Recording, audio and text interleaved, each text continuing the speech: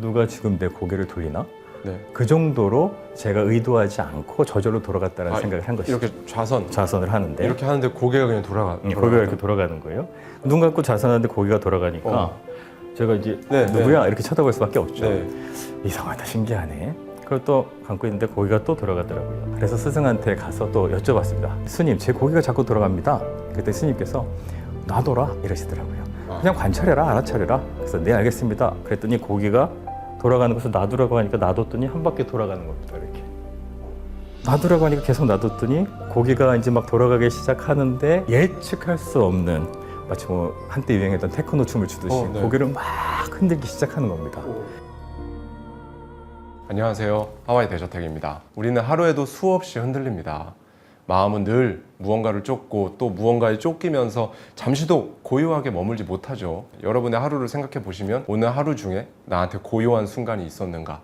없었을 겁니다. 하지만 그 불안과 흔들림 속에서도 내 마음을 알아차리고 지킬 수 있다고 말씀해 주시는 분이 계세요. 30년간 불교 수행을 실천한 붓다와의 마음 수업의 저자, 서울불교대학원대학교 명상학 전공 정준영 교수님 모셨습니다. 교수님 어서 오세요. 반갑습니다. 하와이 대저택 구독자 여러분들 안녕하십니까? 이런 귀한 자리에 불러주셔서 감사드립니다. 이제 30년간 수행을 이어오셨는데 승려는 아니세요? 책에서는 제가 출가자였을 때의 경험 이야기들을 함께 담고 있습니다. 승려이시기도 하셨군요. 네, 지금 이 책에서 담고 있는 제 명상 센터들의 이야기들은 주로 남방 불교 국가 지역인데요. 남방 불교 국가라고 하면은 스리랑카, 미얀마, 태국들입니다. 이쪽 영역의 불교 국가들은 스님이 되고 다시 제가자가 되는 것에 대해서 좀 자유롭습니다. 무려 30년 동안 이어온 수행 여정을 책으로 기록하셨습니다. 이렇게 붓다와의 마음 수업, 이 저서를 쓰고 독자들에게 어떤 부분만큼은 꼭 전해졌으면 좋겠다, 이런 마음이 있으셨을 거예요. 그게 어떤 걸까요? 제가 뭐 수행을 오래 했다라고 해서 시간이 제 수행의 정도로 파악해 주는 것은 아닌 것 같습니다. 다만 수행을 하면서 조금 경험하고 나누고 싶은 부분들에 대해서 설명을 하게 되었는데요. 그 중에서 드리고 싶었던 말씀은 두 번째 화살을 맞지 말자라는 말씀을 드리고 싶었습니다. 저는 뭐 초기 불교를 전공했고 그 불교학을 하고 또 수행을 하다 보니까 경전을 많이 읽게 되는데 경전의 내용을 보면 화살에 대한 비유가 참 많이 등장을 합니다. 부처님께서 말씀하신 경전 중 화살에 대한 비유에 대해서 잠깐 말씀을 드리면 현명한 자하고 어리석은 자에 대한 이야기를 하시는데요. 어리석은 자는 화살을 한번 맞은 다음에 그 화살을 맞음으로 인해서 육추적 괴로움을 느낀다. 그런데 그것에 대해서 잘못 생각해가지고 정신적 괴로움을 한 번 더 느낀다. 반면에 현명한 자는 화살이 날라와서 화살을 맞은 다음에 육체적 괴로움은 느낄지 몰라도 생각을 잘못하지 않아서 정신적 괴로움을 느끼지 않는다. 다시 말해서 화살에 한번 맞았습니다. 이 화살에 대한 비유는 뭐라고 할 수 있냐면, 저희가 삶을 살다 보면 별의별 일이 다 생기잖아요. 오늘 어떤 일이 생길지 저희는 도대체 알 수가 없습니다. 이런 일이 생길지 저런 일이 생길지 모르는데 추돌사고가 날 수도 있고 길 가다 넘어질 수도 있고 안 좋은 소식을 접할 수도 있고, 여하튼 사건은 발생을 합니다. 사건이 발생한 다음에 과연 그 발생한 사건들에 대해서 생각을 계속함으로 인해서 정신적인 괴로움으로 연결시킬 것이냐 말 것이냐의 문제가 되는 것이죠. 예를 들자면 제가 그 미얀마의 한 수행처에 있을 때인데요. 저는 그때 단기 출가를 해서 스님으로 있었고 한국에서 한 스님께서 수행을 하러 그곳까지 오셨어요. 근데 안타깝게도 이 스님께서 오셔서 한국 사람을 먼저 찾았는데 그 이유는 여권하고 지갑을 잊어버리셨다는 거예요. 미얀마 안에서 여권하고 지갑을 잊어버렸다는 건 큰일이었거든요. 그래서 아이고 스님 어떡하십니까? 빨리 경찰서도 가시고 대사관도 가시고 해서 신고를 하셔야죠. 그래야 되겠어요. 그리고 나가서 신고를 하고 오셨습니다. 그리고 이틀이 지났어요. 어떻게 왜요 스님? 저 큰일 났어요. 저 여권하고 지갑을 잊어먹었어요. 그러게요. 어떡하죠? 걱정 많이 되시겠어요. 일주일이 지났습니다. 저 어떡하죠? 여권 이거 어떡하지? 지갑 어떡하지? 아무 소식도 없네. 그러자 수행을 지도하시는 스님께서 그 스님께 이렇게 말씀하시더라고요. 너는 억울하지도 않니? 여권하고 지갑을 잃어버린 것도 억울한데 너는 지금 네 마음마저 계속 빼앗기고 있구나. 우리는 지갑을 잊어버릴 수 있습니다. 여권도 잊어버릴 수 있어요. 그 일은 발생을 하니까요. 첫 번째 화살은 맞았습니다. 맞은 화살에 대해서 어떻게 할 수가 없죠. 그런데 두 번째 화살은 누가 누구한테 쏘는 거죠? 내가 쏘는 거죠. 예, 내가 나 자신한테 쏘는 겁니다. 부처님께서 말씀하신 어리석은 제자는 첫 번째 화살을 맞고 그것으로 정리하는 것이 아니라 반복적으로 생각을 해서 스스로에게 두 번째 화살을 쏜다. 우리가 만약에 노력한다면 두 번째 화살은 맞지 않을 수도 있다는 겁니다. 첫 번째 화살의 경우는 어쩔 수 없겠죠. 발생했으니까요. 네. 이 책을 통해서 그 말씀을 드리고 싶었어요. 우리 두 번째 화살을 피해가 보자. 우리가 노력하면 그 두 번째 화살을 안 쏠 수 있다. 우리는 명상을 하고 삶을 살면서 어떤 방법을 택해야 될 것인가에 대한 이야기들을 담고 싶었습니다. 지금 말씀을 듣다 보니까 두 번째 화살에 대해서 말씀해 주신 것까지는 많은 분들이 그 메시지 자체에 대해서는 부정하시는 분은 없을 것 같아요. 아마 100% 그래 맞다 라고 하시는데 근데 그걸 어떻게 해?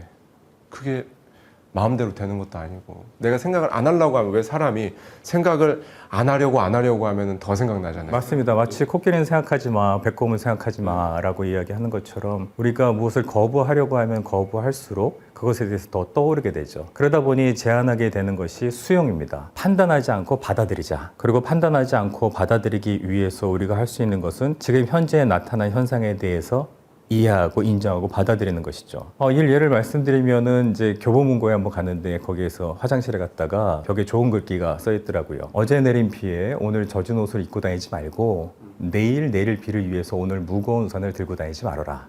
그런데 제 모습을 보니까 비는 어제 내렸는데 그리고 비는 내일 내린다고 예보를 봤는데 제가 온팡 젖은 옷을 입고 무거운 우산을 메고 있더라고요. 지금 이것은 비단 현재의 이야기뿐만이 아니라 2500년 전에 살았던 사람들도 비슷한 경험을 하고 있었습니다. 그 모습을 본 부처님께서는 이렇게 말씀을 하시죠. 지나간 과거에 대해서 집착하지 말고 다가오지 않은 미래에 대해서 근심하지 말아라. 지금 이 순간에 머물러라. 지금 이 순간에 어떻게 머물 것이냐. 그리고 나서 방법론이 제안된 것이 명상 방법들이라고 보여집니다. 정말 저희는 어쩔 수 없이 끊임없는 그 파도를 타고 있는 것 같아요. 뭐 이런 비유를 하시는 분들도 계시더라고요. 우리는 마치 파도 타기라는 서퍼들 같다. 마치 파도가 파고를 이루는 것처럼 오르락 내리락 하는 것처럼 언제 폭풍이 일어날지 모르고 또 언제 잔잔해질지 모르고 우리가 파도를 조절할 수는 없지 않습니까? 근데 서핑보드를 타고 있는 서퍼로서 균형을 잡을 수는 있겠죠. 어떻게 하면 균형을 잡고 이 파도에 휩쓸리지 않고 지나간 과거에 대해서 반추하지 않고 다가오지 않은 미래에 대해서 근심하지 않으면서 지금 이 현재를 잘 머무를 수 있을 것인가? 그것에 대한 숙제, 이 숙제를 우리가 연습하고 훈련한다면 두 번째 화살을 맞지 않는 것, 이건 역시도 조금씩은 다스릴 수 있게 되지 않을까 이런 생각을 해봅니다. 초반부터 교수님께서 정말 중요한 말씀들을 큰 인사이트들을 말씀을 해주시고 계신데요. 내가 누구지? 내가 진짜 원하는 게 뭐지? 나는 어떤 삶을 원하지? 나는 그렇게 살면 행복할까? 이런 일련의 과정들을 나를 알아가기 위해 필요한 작업들 중에 사실 가장 효과가 좋다고 하는 것이 명상이라고 저는 알고 있습니다. 이게 맞을까요? 예, 공감이 되고 그렇게 생각을 합니다. 네. 우리가 많은 정서적인 문제들을 가지고 있는데요. 거기에서 아마 대표적인 정서적 문제를 본다면 아마 현대인들은 우울감과 혹은 불안 이것이 가장 큰 문제가 아닐까 싶어요. 우울에 대한 발생을 절대적으로 이것 때문이다라고 얘기하기는 어렵습니다만 학자들은 과거에 대한 반추, 그 사파에 대해서 반복적으로 생각하는 것 이것에 대해서 우울의 한 원인으로 보고 있기도 하죠. 또 불안장애 같은 경우에는 우리가 과거의 것을 놓고 불안하진 않지 않습니까? 미래에 어떤 일이 생길 것인가 라고 하는 불안. 물론 과거에 대한 후회, 반추, 그리고 미래에 대한 불안 이것은 우리가 이 세상을 살아가는 데 있어서 반드시 필요한 요소입니다. 어떻게 과거에 대해서 후회하고 반성하지 않을 수 있으며 미래에 대해서 준비하지 않을 수 있겠습니까? 근데 문제는 무엇이냐면요. 과거에 대한 후회 혹은 미래에 대한 불안 이것을 하고 싶어서 하나요? 저절로 되나요? 저절로 되는 거죠. 저절로 됩니다. 어떻게 하면 이 두 가지를 멈출 수 있을 것인가 라고 했을 때 과거의 지혜를 빌려오자는 겁니다. 2500년의 역사가 진행되어 온 방법론이 있다면 그것을 통해서 현재 사는 데 있어서 도움을 좀 받으면 어떨까 하는 이야기이고 적어도 우리가 명상 혹은 수행이라고 하는 것을 진행하는 장면이라면 일상생활하면서 과거 후에 미래에 대한 준비를 하지 말자는 얘기가 아니라 그것을 하고 있다라는 순간이라면 현재 머무는 연습을 좀 해야 되지 않겠느냐 그런 말씀을 드리고 싶었던 겁니다. 네, 부다와의 마음 수업 책에서 보면 인생은 오르내림의 연속, 그 안에 머무는 법을 배워라. 모든 답은 결국 나에게로 돌아온다라는 부분이 있습니다. 특히나 그 안에 머무는 법을 배워야 한다라는 것은 저는 이해가 됐는데 모든 답은 결국 나에게로 돌아온다 이 문구의 의미를 한번 교수님께 여쭙고 싶었어요. 예를 한번 들어보겠습니다. 만약 북이 있고 그 북을 북채로 칩니다. 그러면은 북에서 둥둥둥 소리가 나는데요. 둥둥둥 소리는 북에서 날까요? 북채에서 날까요? 북에서 나죠. 만약에 북에서 난다면 그냥 놔둬도 북에서 소리가 날까요? 안 납니다. 북과 북채가 만났을 때만 둥둥둥 소리가 납니다. 네. 그렇죠. 이것을 불교에서는 연기라고 하는데요. 서로 연에서 일어나게 되는 겁니다. 둥둥둥 소리는 서로 연에서 일어나지 북만 놔둬도 소리 안 나고 북채만 놔둬도 소리가 안 나죠. 북 안에는 소리가 없고 북채 안에도 소리가 없으니까요. 제가 길을 가다가 싫어하는 사람을 만나면은요, 가슴속에서 둥둥둥 소리가 납니다. 과연 이 둥둥둥 소리를 저 혼자 만들었을까요? 저 사람이 만들었을까요? 누가 만들었을까요? 같이 만들었겠죠. 그렇다면 이 둥둥둥 소리는 과거에 나나요? 미래에 나나요? 지금 나고 있는 지금 나는 거 아닙니까? 그 둥둥둥 소리를 듣고 알아차릴 수 있는 순간은 지금밖에 없습니다. 좀 전에 말씀드렸던 것처럼 지나간 과거, 다가오자는 미래, 그것에 대해서 저희가 계속 머물러 있고 그것을 계속 반추하고 걱정한다면 저희는 현재 머무르지 못하겠죠. 그 둥둥둥 소리는 지금 들어야 한다는 겁니다. 그래서 그것은 내 안에 있다는 말씀을 드리는 것이죠. 장애 없는 지혜는 없다라는 문장이 저는 많이 와닿았거든요. 이 부분에 대해서 직접 교수님을 모시고 이렇게 직접 말씀을 듣고 싶었습니다. 책에는 그 수행하면서 경험했던 장애들에 대해서 많이 설명을 했습니다. 그 장애가 여러 종류가 있겠습니다만 기본적으로 장애하면 수행자들이 경험하는 공통적인 장애들이 있거든요. 그것이 이제 저는 3종 세트 이렇게 부르기도 하는데요. 통증, 졸음, 망상, 이 3종 세트가 그건 있습니다. 거의 무조건 다 오는 거 아닌가요? 그렇죠. 누구나 다 경험을 하죠. 그런 이제 1차적인 장애를 극복하는 것은 사실 시간적으로 따지면 사람마다 다르겠습니다만 집중 수행을 하면 열흘 정도면 해결이 될 수 있는 것 같아요. 우리가 만약에 수행처에 가서 수행을 하잖아요. 그러면은 다리가 저립니다. 누가 다리가 저리죠? 내 다리가 저립니다. 망상을 합니다. 누가 망상하죠? 내가 망상을 합니다. 이처럼 졸음도 내가 하는 것이고 결과적으로 그 수행 장면 안에서 장애를 맞이하는 것도 나이고 그 장애를 만들어낸 것도 사실은 나입니다. 제가 여기서 아무리 다리가 저려하고 있어도 옆에 있는 사람은 제가 다리가 저린지 졸린지 알 수가 없거든요. 네. 이 장애라고 하는 것은 맞춤형으로 옵니다. 내가 만들었으니 당연히 나한테 맞춤형으로 오겠죠. 그래서 이 장애라고 하는 것에 대해서 저는 어떤 비유를 하냐면 선물이라고 비교를 하기도 합니다. 굉장히 역설적입니다. 그런데 안타깝게도 이 선물을 준 사람이 아주 끈을 똥똥 동여매 놨어요. 이것은 선물인데 아주 강하게 묶여 있어 가지고 이것을 손끝에 힘을 줘 가지고 풀어내야 됩니다. 이것을 풀어내는 과정을 겪으면 이것은 나에게 선물이 되는데 이것을 풀어내지 못하면 선물이 와도 그것을 가지지 못하게 되는 것이죠. 다른 비유를 한다면 이 장애라고 하는 것은 마치 동전의 양면처럼 한쪽에는 장애라고 써 있습니다만 뒤에는 지혜라고 써 있는 것이죠. 돌릴 수만 있으면 우리는 지혜를 맞이할 수 있는데 장애라고 하는 것만 보다가 포기를 해버리면 그 이면을 못 보게 되는 것이죠. 말씀드리고 싶은 것은 장애는 맞춤형으로 온다는 것입니다. 내가 그 수준이 됐기 때문에 내가 만들었으니까요. 내가 극복할 수 있는 수준의 장애가 오는 것이지 내가 극복하지 못하는 장애는 저는 오지 않는다라고 생각하고 나름 수행을 하면서 부족합니다만 가끔씩 이것이 지혜가 아닐까라고 하는 알아차림이 조금씩 생긴 적이 있는데요. 그 알아차림들에서 기억에 남는 것은 장애 이면에 있었던 알아차림들이지 장애 없이 알아차린 것은 저에게 기억이 되지 않습니다. 많은 분들이 명상하면 당연히 효과가 좋고 도움이 되고 정신건강뿐만 아니라 몸 건강에도 영향을 미치는 좋은 것이다 라는 것까지는 부정하는 사람은 없을 거예요. 근데 구체적으로 명상이 어떻게 하는 건지 많은 궁금증들이 있습니다. 이 명상에 대해서 도대체 왜 하는 거고 무엇을 위해 하는 것인지 한번 말씀해 주시면 좋을 것 같습니다. 제가 이제 명상학 전공에서 근무를 하다 보니까 제가 이제 올해 근무한 지 20년 차가 됐는데 처음에 임용된 다음에 그 명상학 개론이라는 책을 쓰자라고 하는 얘기가 나왔었습니다. 그런데 아직까지도 못 썼어요. 명상을 정의하기가 쉽지 않다는 것이었습니다.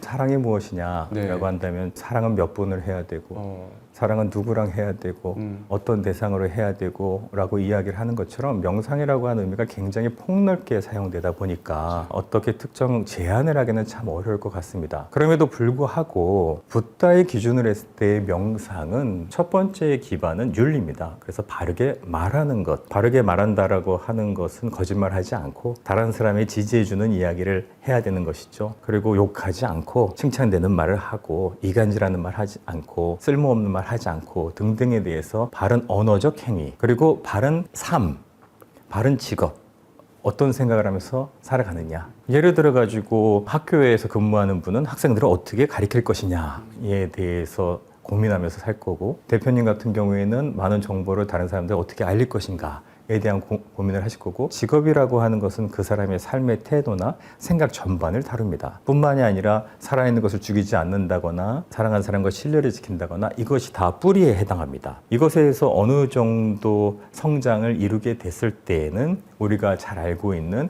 concentration meditation이라고 하는 집중 명상을 사용할 수도 있고, mindfulness meditation이라고 하는 관찰, 마음 챙김 명상을 할 수도 있고, 그 마음 챙김과 concentration을 잘 다뤄서 또 내가 내 마음을 다루는 힘이 생기면 그 다음에는 지혜라는 것을 얻어서 더 삶을 현명하게 살아갈 수 있는 이 개정의 사막의 구도를 우리가 불교 안에서는 명상을 한다, 수행을 한다 이렇게 표현을 하기도 합니다. 이런 명상이라든지 수행을 하다 보면 몰입과 집착, 좋아함과 싫어함의 그 경계가 모호해질 때가 오는데, 교수님께서는 경계가 모호해지는 이게 도대체 내가 몰입을 하는 건가, 아니면 오히려 집착이 돼서 나를 더 힘들게 하는 건가, 내 발목을 내가 붙잡고 있는 건가, 이런 상황일 때 어떻게 균형을 잡으시는지, 어떻게 하는 게 좋을지 한번 말씀해 주시면 좋을 것 같습니다. 과연 노력과 집착의 차이, 노력은 우리는 긍정적인 것이라고 생각하고, 그렇죠.